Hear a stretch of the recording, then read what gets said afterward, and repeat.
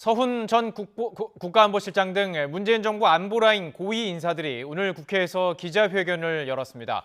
서해 공무원 피격 사건과 관련해서 당시 청와대와 정부가 자료를 조작하거나 은폐할 이유가 없다고 주장했는데 국민의힘은 가해자의 항변에 불과하다고 반박했습니다. 취재기자 연결하겠습니다. 김경수 기자. 네, 국회입니다. 전 정부 핵심 인사들이 대거 참여했던 기자회견이었습니다. 내용부터 정리해볼까요? 네, 오늘 오전 국회의원회관에서 열린 기자회견에는 서훈 전 국가안보실장, 박지원 전 국가정보원장, 노영민 전 청와대 비서실장이 참석했습니다. 참석자들은 서해 공무원 피격 사건과 관련해 당시 청와대가 자료 삭제나 조작을 지시했다는 의혹은 전혀 사실이 아니라며 현 정부가 진실을 왜곡하고 있다고 주장했습니다. 노영민 전 비서실장과 박지원 전 국정원장의 말 이어서 들어보겠습니다. 청와대가 정보나 첩보의 생산기관에 정보를 삭제하거나 수정하라는 지시를 했다는 일부 언론의 보도는 제가 아는 한 전혀 사실이 아닙니다. 저는 대통령, 청와대 안보실로부터 자료를 삭제하라는 어떤 지시를 받은 적도 없고 국정원 직원들에게 제가 삭제를 지시한 적도 없습니다. 서훈 전 안보실장도 당시 정부는 할 수 있는 최선을 다했다며 근거 없이 월북몰이를 할 이유도 실익도 전혀 없다고 밝혔습니다. 반면 국민의힘은 가해자들의 항변에 불과한 방탄 기자회견이었다고 비판했습니다. 숨진 공무원을 또다시 명예살인했고 유족들에게 2차 가해를 한 거라고도 지적했습니다.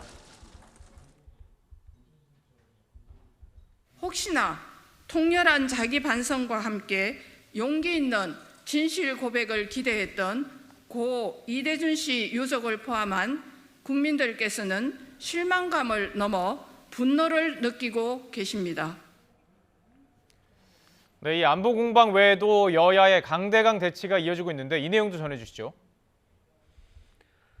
네, 국민의힘은 대장동 의혹을 고리로 이재명 대표를 향한 공세 수위를 높이고 있습니다.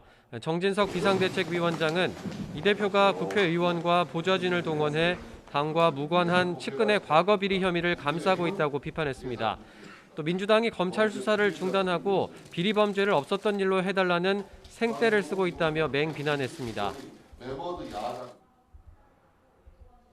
국민의 대표기관임을 포기한 민주당의 생떼 쓰기, 방귀 낀 놈이 성낸다는 내로남불 적반하장의 전형을 계속 보여주시겠습니까? 반면 더불어민주당은 검찰 출신들이 경제를 망치고 있다며 정부 실정을 부각하는 데 주력하고 있습니다. 박홍근 원내대표는 오늘 아침 회의에서 김진태 강원지사의 헛발질로 경제가 위태롭다며 정부의 무능이 드러났다고 날을 세웠습니다. 금융위기 대책 마련을 위해 한국거래소 현장 점검에 나선 이재명 대표도 거들었는데 직접 들어보시죠. 김진태발 금융 위기가 벌어졌는데도 정부에서 4주 가까이 이를 방치해서 위기가 현실이 되어버리도록 만들었는데 정상적인 국정인지 의심이 될 정도입니다.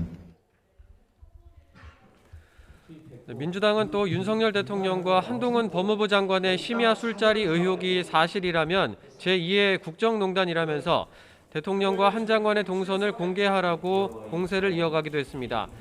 이에 대해 국민의힘은 사실도 아닌 것을 가지고 뜬구름을 잡는다면서 반발했는데 의혹을 제기한 민주당 김의겸 의원을 국회 윤리위원회에 제소하는 방안도 검토하고 있습니다. 자, 여야가 첨예하게 대립하면서 일부 국회 일정에도 차질이 생겼다고요? 네, 여야는 원래 오늘 오후 2시 본회의에서 여당목 국회 부의장을 선출하려던 계획이었지만 불발됐습니다. 당내 선거를 통해 정진석 부의장 후임으로 뽑힌 정우택 의원을 국회 부의장으로 선출하는 안건의 본회의 처리가 다음 달로 미뤄진 겁니다. 국민의힘 주호영 원내대표는 민주당이 합리적인 이유 없이 선출 일정을 미루자고 했다며 불만을 드러내기도 했는데요. 반면 민주당 박홍근 원내대표는 대통령이 국회를 향한 막말에 사과하지 않았고 여당도 이에 동조하는 상황에 대한 항의라고 설명했습니다. 검찰 수사와 새 정부 예산안 등을 둘러싸고 여야가 양보 없는 대치를 이어가고 있는 상황이 영향을 미친 것으로 풀이됩니다. 다만 여야는 오늘 본회의에서 이견이 없는 비쟁점 법안 40여 개는 통과시켰습니다. 지금까지 국회에서 전해드렸습니다.